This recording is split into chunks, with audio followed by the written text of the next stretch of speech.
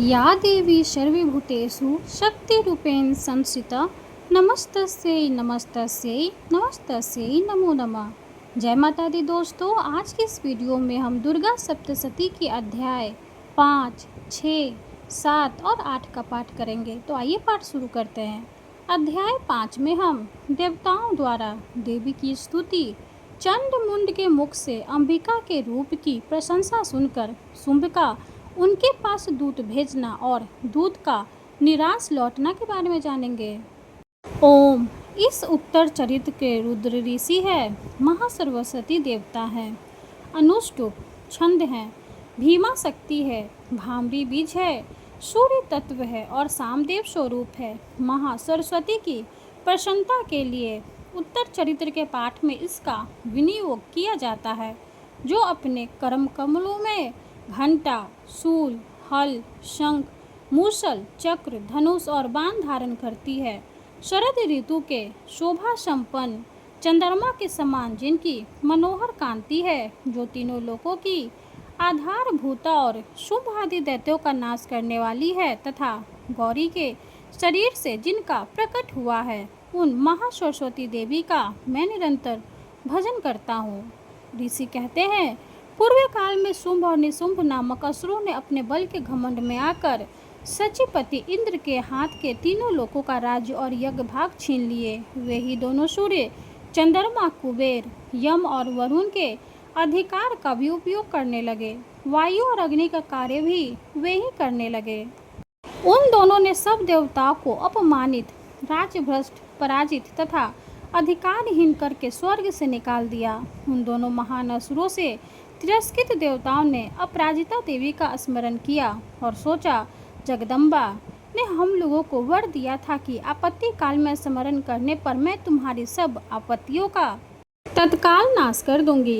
यह विचारक देवता गिरिराज हिमालय पर गए और वहां भगवती विष्णु माया की स्तुति करने लगे। देवता बोले, देवी को नमस्कार है, महादेवी शिवा को सर्वदा नमस्कार है, प्रकृति एवं भद्रा को प्रणाम है। हम लोग नियम पूर्वक जगदम्बा को नमस्कार करते हैं।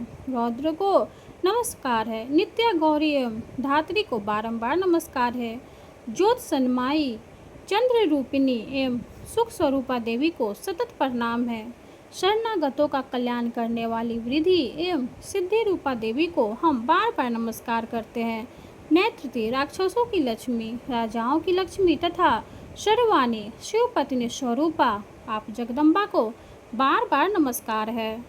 दुर्गा, दुर्गपारा, दुर्गम संकट से पार उतारने वाली, सारा, सबकी सारभूता, सूर्यकारिणी ख्याति, कृष्णा और धूर्मा देवी को सर्वदा नमस्कार है। अत्यंत सौम्य तथा अत्यंत रौद्र रूपा देवी को हम नमस्कार करते हैं, उन्हें हमारा बारंबार प्रणाम है।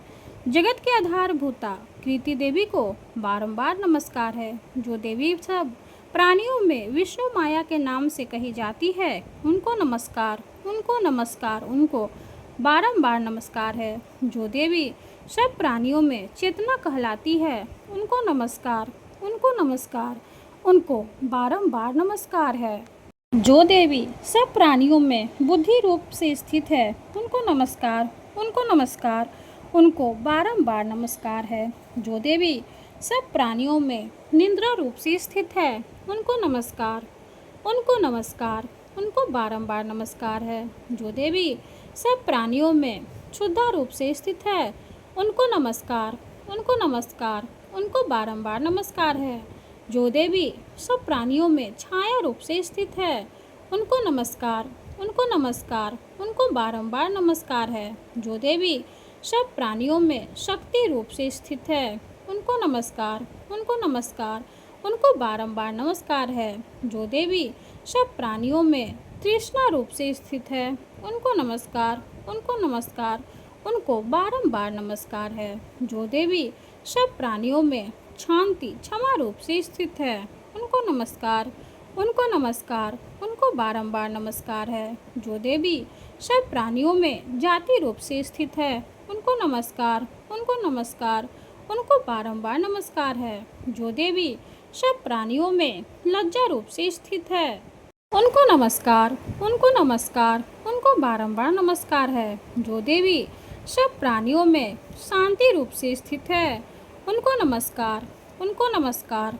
उनको बारंबार नमस्कार है। जो देवी सब प्राणियों में श्रद्धा रूप से स्थित है, उनको नमस्कार, उनको नमस्कार, उनको बारंबार नमस्कार है। जो देवी सब प्राणियों में कांति रूप से स्थित है, उनको नमस्कार, उनको नमस्कार, उनको बारंबार नमस्कार है। जो देवी सब प्राणियों में लक्ष्मी रूप से स्थित है, उनको नमस्कार, उनको नमस्कार, उनको बारंबार नमस्कार है। जो देवी सब प्राणियों में वित्तीय रूप से स्थित है, उनको नमस्कार, उनको नमस्कार, उनको बारंबार नमस्कार है। जो देवी सब प्राणियों में स्मृति रूप से स्थित है, उनको नमस्कार, उनको नमस्कार, उनको बारंबार नमस्कार है। जो देवी सब प्राणियों में दया रूप से स्थित है, उनको नमस्कार, उनको नमस्कार, उनको बारंबार नमस्कार है। जो देवी सब प्राणियों में दृष्टि रूप से स्थित है, उनको नमस्कार, उनको नमस्कार, उनको बारंबार नमस्कार है। जो देवी सब प्राणियों में माता रूप से स्थित है, उनको नमस्कार, उनको नमस्कार, उनको बारंबार नमस्कार है। जो देवी सब प्राणियों में भ्रांति रूप से स्थित है, उनको नमस्कार, उनको नमस्कार, उनको बारंबार नमस्कार है।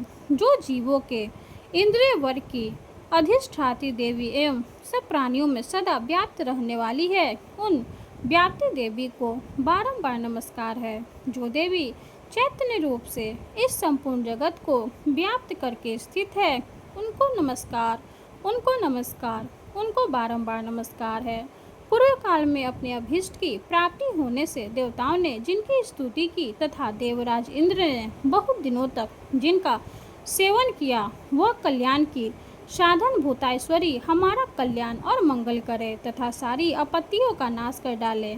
उदंड दैत्यों से सताए हुए हम सभी देवता जिन परमेश्वरी को इस समय नमस्कार करते हैं तथा जो भक्ति से विनम्र पुरुषों द्वारा स्मरण की जाने पर तत्काल ही संपूर्ण विपत्तियों का नाश कर देती है, वे जगदम्बा हमारा संकट दूर करे। ऋषि कहते हैं, राजन, इस प्रकार जब देवता स्तुति कर रहे थे उस समय पार्वती देवी गंगा जी के जल में स्नान करने के लिए वहां आए। उन सुंदर भौहों वाली भगवती ने देवताओं से पूछा, आप लोग यहाँ किसकी स्तुति करते हैं?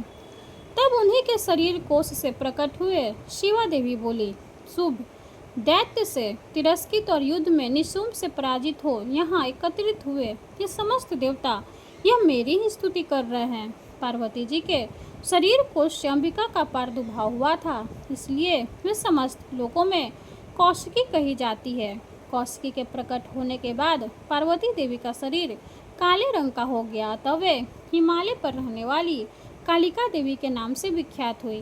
तदंतर शुंभ निशुंभ के भित्त चंड मुंड वहां आए और उन्होंने परम मनोहर रूप धारण करने वाली अंबिका देवी को देखा। फिर वे शुंभ के पास जाकर बोले, महाराज, एक अत्यंत मनोहर स्त्री है जो अपनी दिव्य कांति से हिमालय को प्रकाशित कर रही है। वैसा उत्तम रूप कहीं किसी ने भी नहीं देखा होगा। असुरेश्वर, पता लगाइए वह देवी कौन है और उसे ले लीजिए। स्त्रियों में तो वह रत्न है, उसका प्रत्येक अंग बहुत ही सुंदर है तथा वह अपने जीवों की प्रभा से संपूर्ण दिशाओं में प्रकाश फैला रही है। दैत्यराज, अभी वह हिमालय पर ही मौजूद है, आप उसे देख सकते हैं। प्रभु, तीनों लोकों में मणि, हाथी और घोड़े आदि जितने भी रत्न हैं, वे सब इस समय आपके घर में शोभा पाते हैं। हाथियों में रत्नभूत ऐरावत, यह पारिजात का वृक्ष और उच्च श्रवा घोड़ा, यह सब आपने इंद्र से ले लिया है। हंसों से जूता हुआ यह विमान भी आपके आंगन में शोभा पाता है। यह रत्नभूत अद्भुत विमान जो पहले ब्रह्मा जी के पास था, अब आपके यहाँ लाया गया है। यह महापद नामक निधि आप कुबेर से छीन लाए हैं। समुद्र ने अभी आपको किचकिनी नाम की माला भेंट की है जो केसरों से सुशोभित है और जिसके कमल कभी कुमलाते नहीं है। सुवर्ण की वर्षा करने वाला और उनका छत्र भी आपके घर में शोभा पा रहा है तथा यह श्रेष्ठ रथ जो आपके प्रजापति के अधिकार में था, अब आपके पास मौजूद है। दैत्येश्वर, मृत्यु की उत्क्रांदा नाम वाली शक्ति भी आपने छीन ली है तथा वरुण का पास और समुद्र में होने वाला सब प्रकार के रत्न आपके भाई निशुंभ के अधिकार में है। अभी न तो स्वतः शुद्ध किए हुए 2 वस्त्र आपकी सेवा में अर्पित किए गए हैं दैत्यराज। इस प्रकार सभी रत्न आपके एकत्र कर लिए हैं, फिर जो यह स्त्रियों में रत्न रूप कल्याणमयी देवी है, इसे आप क्यों नहीं अपने अधिकार में कर लेते। ऋषि कहते हैं, चंडमुंड का यह वचन सुनकर शुंभ ने महादैत्य सुग्रीव को दूत बनाकर देवी के पास भेजा और कहा, तुम मेरी आज्ञा से उसके सामने ये बातें कहना और ऐसा उपाय करना जिससे प्रसन्न होकर वह शीघ्र ही यहाँ आ जाए। वह दूत पर्वत के अत्यंत रमणीक प्रदेश में जहाँ देवी मौजूद थी गया और मधुर वाणी में कोमल वचन बोला। दूत बोला, देवी, दैत्यराज शुंभ इस समय तीनों लोकों के परमेश्वर हैं। मैं उन्हीं का भेजा हुआ दूत हूँ और यहाँ तुम्हारे पास आया हूँ। उनकी आज्ञा सदा सब देवता एक स्वर में मानते हैं, कोई उसका उल्लंघन नहीं कर सकता। वे संपूर्ण देवताओं को परास्त कर चुके हैं। उन्होंने तुम्हारे लिए जो संदेश दिया है उसे सुनो।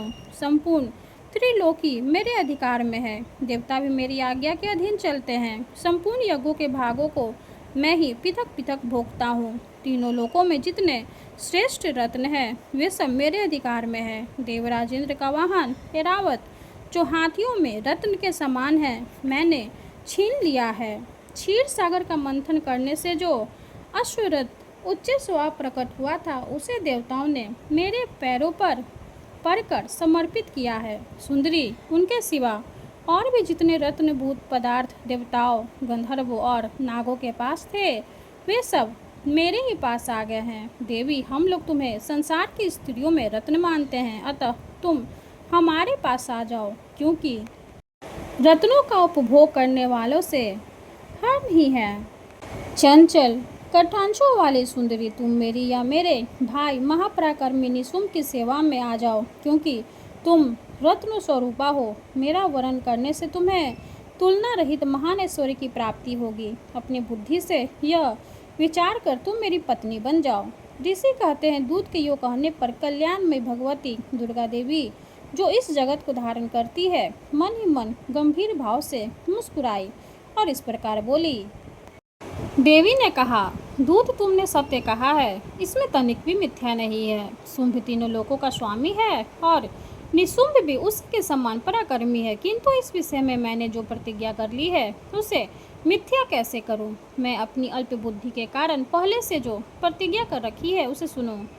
जो मुझे संग्राम में जीत लेगा, जो मेरे अभिमान को चूर्ण कर देगा तथा संसार में जो मेरे समान बलवान होगा, वही मेरा स्वामी होगा। इसलिए शुंभ अथवा महादैत्य निशुंभ स्वयं ही यहाँ पधारे और मुझे जीतकर शीघ्र ही मेरा पानी ग्रहण कर ले। इसमें विलंब की क्या आवश्यकता है। दूत बोला, देवी, तुम घमंड में भरी हो, मेरे सामने ऐसी बातें ना करो। तीनों लोकों में कौन ऐसा पुरुष है जो शुंभ और निशुंभ के समान खड़ा हो सके। देवी, अन्य देवताओं के सामने भी सारे देवता युद्ध में नहीं ठहर सकते, फिर तुम अकेली स्त्री होकर कैसे ठहर सकती हो।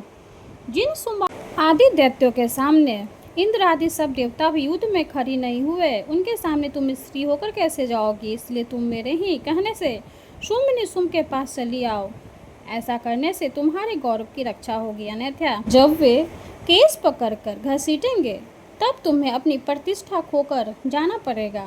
देवी ने कहा, तुम्हारा कहना ठीक है, शुंभ बलवान है और निशुंभ भी बड़े पराक्रमी है, किंतु क्या करूं, मैंने पहले बिना सोचे समझे प्रतिज्ञा कर ली है, अतः अब तुम जाओ।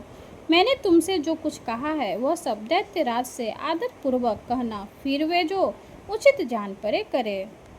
इस प्रकार श्री मार्कंडेय पुराण में सार्वनिक मनवंतर की कथा के अंतर्गत देवी महात्म्य में देवी दूत संवाद नामक 5वां अध्याय पूर्ण हुआ। माता रानी की जय हो। अब हम 6वें अध्याय का पाठ करेंगे। 6वें अध्याय में हम धूम्रलोचन वध के बारे में जानेंगे। तो आइए पाठ शुरू करते हैं। मैं सर्वज्ञेश्वर भैरव के अंग में निवास करने वाली परमोत्कृष्ट पद्मावती देवी का चिंतन करता हूँ। वे नागराज के आसन पर बैठी है। नागों के फनों में सुशोभित होने वाली मणियों की विशाल माला से उनकी देहलता उदासित हो रही है। सूर्य के समान उनका तेज है। 3 नेत्र उनकी शोभा बढ़ा रहे हैं। वे हाथों में माला, कुंभ, कपाल और कमल लिए हुए हैं तथा उनके मस्तक में अर्धचंद्र मुकुट सुशोभित है। ऋषि कहते हैं देवी का यह कथन सुनकर दूत को बड़ा अमर्ष हुआ और उसने दैत्यराज के पास जाकर सब समाचार विस्तार पूर्वक का सुनाया। दूत के उस वचन को सुनकर दैत्यराज कुपित हो उठा और दैत्य सेनापति धूम्रलोचन से बोला, धूम्रलोचन, तुम शीघ्र अपनी सेना साथ लेकर जाओ और उस दुष्टा के केस पकड़कर घसीटते हुए उसे बलपूर्वक यहाँ ले आओ। उसकी रक्षा करने के लिए यदि कोई दूसरा खड़ा हो तो वह देवता, यक्ष अथवा गंधर्व ही क्यों न हो, उसे अवश्य मार डालना। ऋषि कहते हैं शुंभ के इस प्रकार आज्ञा देने पर वह धूम्रलोचन दैत्य 60,000 असुरों की सेना को साथ लेकर वहां से तुरंत चल दिया।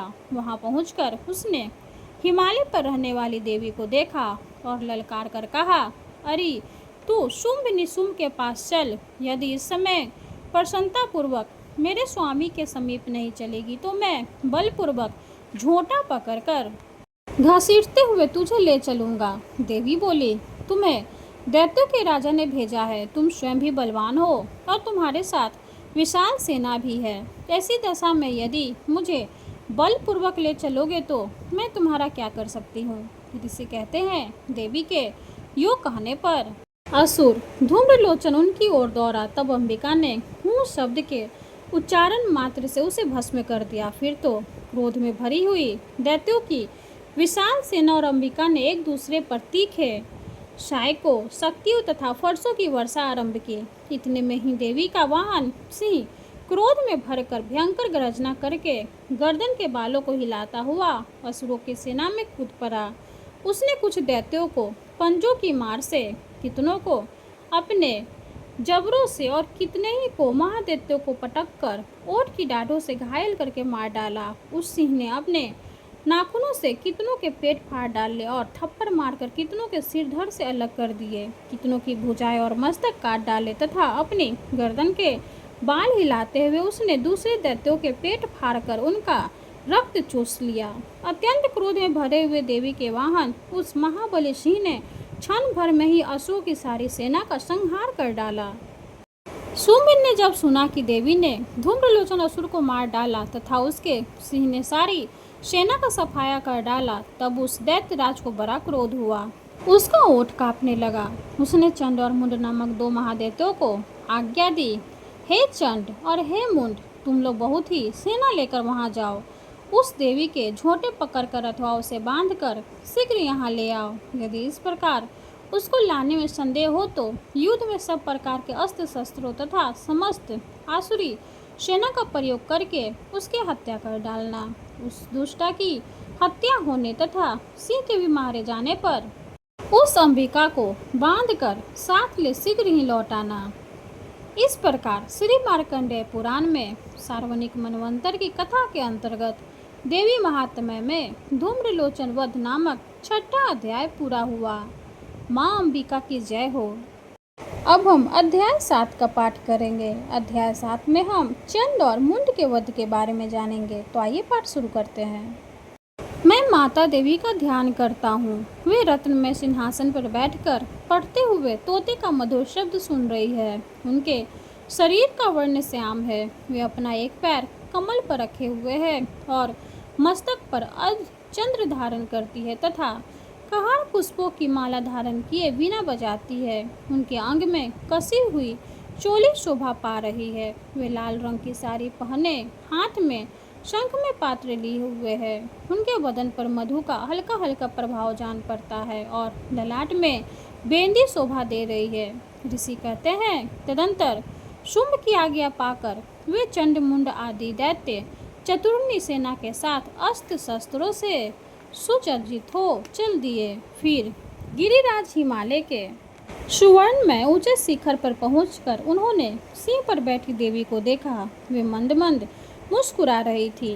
उन्हें देखकर दैत्य लोग तत्परता से पकड़ने का उद्योग करने लगे। किसी ने धनुष से तान लिया, किसी ने तलवार संभाल ली और कुछ लोग देवी के पास आकर खड़े हो गए। तब अंबिका ने उन शत्रुओं के प्रति बड़ा क्रोध किया। उस समय क्रोध के कारण उनका मुख काला पड़ गया, ललाट में भौवें टेढ़ी हो गई और वहां से तुरंत विकराल मुखी काली प्रकट हुई जो तलवार और पास लिए हुई थी।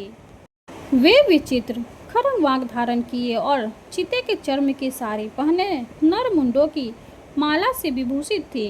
उनके शरीर का मांस सूख गया था, केवल हड्डियों का ढांचा था जिससे वे अत्यंत भयंकर जान पड़ती थी। उनका मुख बहुत विशाल था, जीभ लपलपाने के कारण वे और भी डरावनी प्रतीत होती थी। उनकी आंखें भीतर को धंसी हुई और कुछ लाल थी। वे अपनी भयंकर गर्जना से संपूर्ण दिशाओं को गुंजा रही थी। बड़े बड़े दैत्यों का वध करती हुई वे कालिका देवी बड़े वेग से दैत्यों की उस सेना पर टूट पड़ी और उन सबको भक्षण करने लगी। वे पार्श्व राक्षसों, अश्वधारी महावतों, योद्धाओं और घंटा सहित कितने ही हाथियों को एक ही साथ से पकड़कर मुंह में डाल लेती थी। इसी प्रकार घोड़े, रथ और सारथी के साथ रथी सैनिकों को मुंह में डालकर वे उन्हें बड़े भयानक रूप से चबा डालती थी। किसी के बाल पकड़ लेती, किसी का गला दबा देती, किसी को पैरों से कुचल डालती और किसी को छाती के धक्के से गिराकर मार डालती थी। वे असुरों के छोड़े हुए बड़े बड़े अस्त्र शस्त्र मुंह से पकड़ लेती और रोष में भरकर उनको दांतों से पीस डालती थी। काली ने बलवान एवं दुरात्मा दैत्यों की वह सारी सेना रौंद डाली, खा डाली और कितनों को मार भगाया। कोई तलवार के घाट उतारे गए, कोई खटवा से पीटे गए और कितने ही असुर दांतों के अग्रभाग से कुचलने जाकर मृत्यु प्राप्त हुए। इस प्रकार देवी ने असुरों की उस सारी सेना को क्षण भर में मार गिराया। यह देख चंड उन अत्यंत भयानक काली देवी की ओर दौड़ा तथा महादैत्य मुंड ने भी अत्यंत भयंकर बाणों की वर्षा से तथा हजारों बार चलाए हुए चक्रों से उन भयानक नेत्रों वाली देवी को आच्छादित कर दिया। वे अनेकों चक्र देवी के मुख में समाते हुए ऐसे जान पड़े मानो सूर्य के बहुतेरे मंडल बादलों के उदर में प्रवेश कर रहे हो। तब भयंकर गर्जना करने वाली काली ने अत्यंत रोष में भरकर विकट अट्टहास किया। उस समय उनके विकराल वदन के भीतर कठिनता से देखे जा सकने वाले दांतों की प्रभा से वे अत्यंत उज्जवल दिखाई देती थी। देवी ने बहुत बड़ी तलवार हाथ में ले हाँ का उच्चारण करके चंड पर धावा किया और उसके केस पकड़कर उसी तलवार से उसका मस्तक काट डाला। चंड को मारा गया देखकर मुंड भी देवी की ओर दौड़ा। तब देवी ने रोष में भरकर उसे भी तलवार से घायल करके धरती पर सुला दिया। महापराक्रमी चंड और मुंड को मारा गया देख मरने से बची हुई बाकी सेना भय से व्याकुल हो चारों ओर भाग गई। तदंतर काली ने चंड और मुंड का मस्तक हाथ में ले चंडिका के पास जाकर प्रचंड अट्टहास करते हुए कहा, देवी, मैंने चंड और मुंड नामक इन दो महापशुओं को तुम्हें भेंट दिया है। अब युद्ध यज्ञ में तुम शुंभ और निशुंभ का स्वयं ही वध करना। ऋषि कहते हैं, वहां लाए हुए उन चंड मुंड नामक महादैत्यों को देखकर कल्याणमयी चंडी ने काली से मधुरवाणी में कहा, देवी, तुम चंड और मुंड को लेकर मेरे पास आई हो, इसलिए चामुंडा के नाम से तुम्हारी ख्याति होगी। इस प्रकार श्री मार्कंडेय पुराण में सार्वजनिक मनवंतर की कथा के अंतर्गत देवी महात्म्य में चंड मुंड वध नामक 7वां अध्याय पूर्ण हुआ। माता रानी की जय हो। अब हम अध्याय 8 का पाठ करेंगे। 8वां अध्याय में हम रक्त बीज के वध के बारे में जानेंगे। तो आइए पाठ शुरू करते हैं। मैं अनिमा आदि सिद्धिमय किरणों से आवृत भवानी का ध्यान करता हूँ। उनके शरीर का लाल रंग है और नेत्रों में करुणा लहरा रही है तथा हाथों में पाश, असंख्य बाण और धनुष शोभा पाते हैं। ऋषि कहते हैं, चंड और मुंड नामक दैत्यों के मारे जाने तथा बहुत सी सेना का संहार हो जाने पर दैत्यों के राजा प्रतापी शुंभ के मन में बड़ा क्रोध हुआ और उसने दैत्यों की संपूर्ण सेना को युद्ध के लिए कूच करने की आज्ञा की।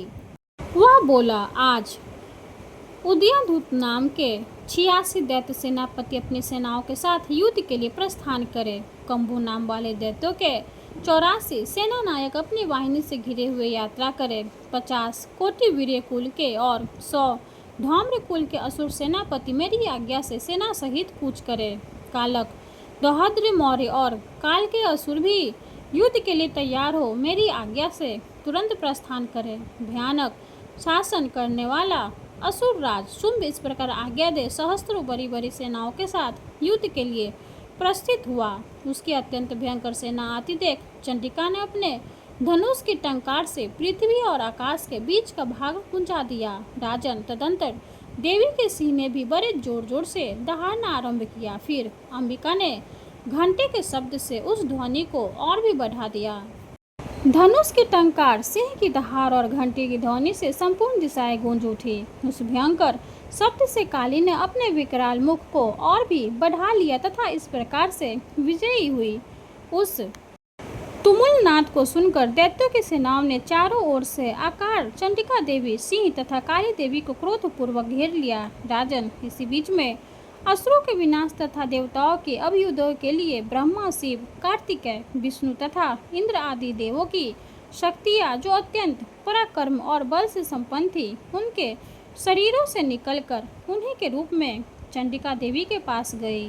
जिस देवता का जैसा रूप, जैसी वेशभूषा और जैसा वाहन है, ठीक वैसे ही साधनों से संपन्न हो उसकी शक्ति असुरों से युद्ध करने के लिए आई। सबसे पहले हंस युक्त विमान पर बैठी हुई अक्षसूत्र और कमंडलू से सुशोभित ब्रह्मा जी की शक्ति उपस्थित हुई, जिसे ब्रह्मानी कहते हैं। महादेव जी की शक्ति वृषभ पर आरूढ़ हो, हाथों में श्रेष्ठ त्रिशूल धारण किए, महानाग का कनक पहने, मस्तक में चंद्र रेखा से विभूषित हो वहां आ पहुंची। कार्तिकेय जी की शक्ति रूपा जगदम्बिका उन्हीं का रूप धारण किए श्रेष्ठ मयूर पर आरूढ़ हो, हाथ में शक्ति लिए दैत्यों से युद्ध करने के लिए आई। इस प्रकार भगवान विष्णु की शक्ति गरुड़ पर विराजमान हो, शंख, चक्र, गदा, संग, धनुष तथा खड्ग हाथ में लिए वहां आई। अनुपम यज्ञ वराह का रूप धारण करने वाली श्री हरि की जो शक्ति है, वह भी वाराह शरीर धारण करके वहां उपस्थित हुई।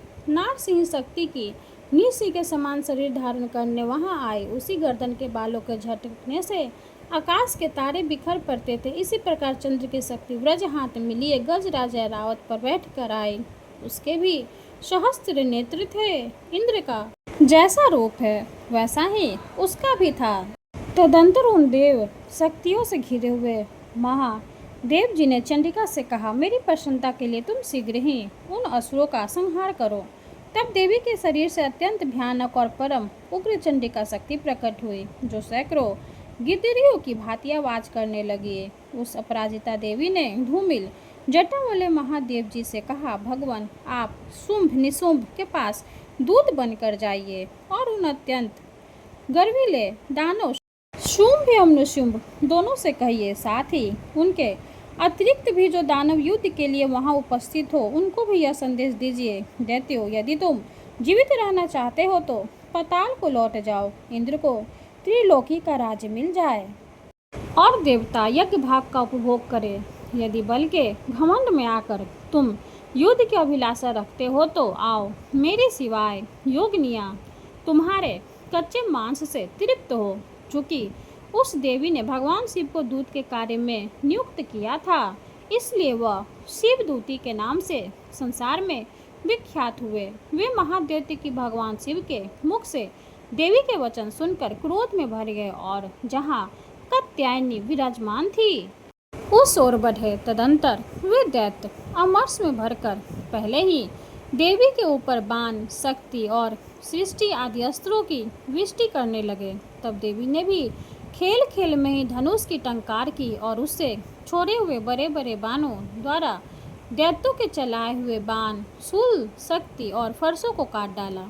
फिर काली उनके आगे होकर शत्रुओं को शूल के प्रहार से विदीर्ण करने लगी और खट्टाक से उनका कचूमर निकालती हुई रणभूमि में विरचने लगी। ब्रह्मानी भी जिस जिस ओर दौड़ती उसी ओर अपने कमंडलू का जल छिड़क कर शत्रुओं के ओज और पराक्रम को नष्ट कर देती थी। महेश्वरी ने त्रिशूल से तथा वैष्णवी ने चक्र से और अत्यंत क्रोध में भरी हुई कुमार कार्तिकेय की शक्ति से दैत्यों का संहार आरंभ किया। इंद्र शक्ति के वज्र प्रहार से विदीर्ण हो सैकड़ों दैत्य दानव रक्त की धारा बहाते हुए पृथ्वी पर सो गए। वराही शक्ति ने कितनों को अपनी थुथुन की मार से नष्ट किया, दाढ़ों के अग्रभाग से कितनों की छाती छेद डाली तथा कितने ही दैत्य उसके चक्र की चपेट में विदीर्ण होकर गिर पड़े। नाग सिंह भी दूसरे महादैत्यों को अपने नखों से विदीर्ण करके खाती और सिंहनाद से दिशाओं एवं आकाश को गुंजाती हुए युद्ध क्षेत्र में विचरने लगी। कितने ही असुर शिवदूती के प्रचंड अट्टहास से अत्यंत भयभीत हो पृथ्वी पर गिर पड़े और गिरने पर उन्होंने शिवदूती से उस समय अपना ग्रास बना लिया। इस प्रकार क्रोध में भरे हुए मातृगणों को नाना प्रकार के उपायों से बड़े बड़े असुरों का मर्दन करते देख दैत्य सैनिक भाग खड़े हुए। मातृगणों से पीड़ित दैत्यों को युद्ध से भागते देख रक्तबीज नामक महादैत्य क्रोध में भरकर युद्ध के लिए आया। उसके शरीर से जब रक्त की बूंद पृथ्वी पर गिरती तब उसी के समान शक्तिशाली एक दूसरा महादैत्य पृथ्वी पर पैदा हो जाता। महासुर रक्तबीज हाथ में गदा लेकर इंद्र शक्ति के साथ युद्ध करने लगा। तब इंद्र ने अपने वज्र से रक्तबीज को मारा। वज्र से घायल होने पर उसके शरीर से बहुत सारा रक्त छूने लगा और उससे उसी के समान रूप तथा पराक्रम वाले योद्धा उत्पन्न होने लगे। उसके शरीर से रक्त की कितनी बूंदें गिरी उतने ही पुरुष उत्पन्न हो गए। वे सब रक्तबीज के समान ही वीर्यवान, बलवान तथा पराक्रमी थे। वे रक्त से उत्पन्न होने वाले पुरुष भी अत्यंत भयंकर अस्त्र शस्त्रों का प्रहार करते हुए वहां मातृगणों के साथ घोर युद्ध करने लगे। उन्होंने वज्र के प्रहार से जब उसका मस्तक घायल हुआ तब रक्त बहने लगा और उससे हजारों पुरुष उत्पन्न हो गए। वैष्णवी ने युद्ध में रक्तबीज पर चक्र का प्रहार किया तथा इंद्री ने उस दैत्य सेनापति को गदा से चोट पहुंचाई। वैष्णवी के चक्र से घायल होने पर उसके शरीर से जो रक्त बहा और उससे जो उसी के बराबर आकार वाले सहस्त्रों महादैत्य प्रकट हुए, उनके द्वारा संपूर्ण जगत व्याप्त हो गया। कुमारी ने शक्ति से, वाराही ने खड्ग से और महेश्वरी ने त्रिशूल से महादैत्य रक्तबीज को घायल किया। क्रोध में भरे हुए उस महादैत्य शक्ति और शूल आदि से अनेक बार घायल होने पर जो उसके शरीर से रक्त की धारा पृथ्वी पर गिरी, उससे भी निश्चय ही सैकड़ों असुर उत्पन्न हुए। इस प्रकार उस महादैत्य के रक्त से प्रकट हुए असुरों द्वारा संपूर्ण जगत व्याप्त हो गया। इससे उन देवताओं को बड़ा भय हुआ। देवताओं को उदास देख चंडिका ने काली से शीघ्रतापूर्वक कहा, चामुंडे, तुम अपना मुख और भी फैलाओ तथा मेरे सहस्त्रपात से गिरने वाले रक्त बिंदुओं और उनसे उत्पन्न होने वाले महादैत्यों को तुम अपने इस उतावले मुख से खा जाओ। इस प्रकार रक्त से उत्पन्न होने वाले महादैत्यों का भक्षण करती हुई तुम रण में विचरती रहो। ऐसा करने से उस दैत्य का सारा रक्त छीन हो जाने पर वह स्वयं भी नष्ट हो जाएगा। उन भयंकर दैत्यों को जब तुम खा जाओगी तब दूसरे नए दैत्य उत्पन्न नहीं हो सकेंगे। काली से यो कहकर चंडिका देवी ने शूल से रक्तबीज को मारा और काली ने अपने मुख में उसका उक्त ले लिया। तब उसने वहां चंडिका पर गदा से प्रहार किया, किंतु उस गद्दापात ने देवी को तनिक भी वेदना नहीं पहुंचाई। रक्तबीज के घायल शरीर से बहुत सारा रक्त गिरा, किंतु ज्यों ही वह गिरा त्यों ही चामुंडा ने उसे अपने मुख में ले लिया। रक्त गिरने से काली के मुख में जो महादैत्य उत्पन्न हुए उन्हें भी वह चट कर गए और उसने रक्तबीज का रक्त भी पी लिया। तदंतर देवी ने रक्तबीज को, जिसका रक्त चामुंडा ने पी लिया था, व्रज, बाण, खड़ग तथा वृष्टि आदि से मार डाला। राजन, इस प्रकार शास्त्रों के समुदाय से आहत एवं रक्तहीन हुए महादैत्य रक्तबीज पृथ्वी पर गिर पड़ा। नरेश्वर, इससे देवताओं को अनुपम हर्ष की प्राप्ति हुई और मातृगण उन असुरों के रक्तपान के मद से विदंत सा होकर नृत्य करने लगी। इस प्रकार श्री मार्कंडेय पुराण में शौर्णिक मनवंतर की कथा के अंतर्गत देवी महात्म्य में रक्तबीज वध नामक 8वां अध्याय पूरा हुआ। माता रानी की जय हो।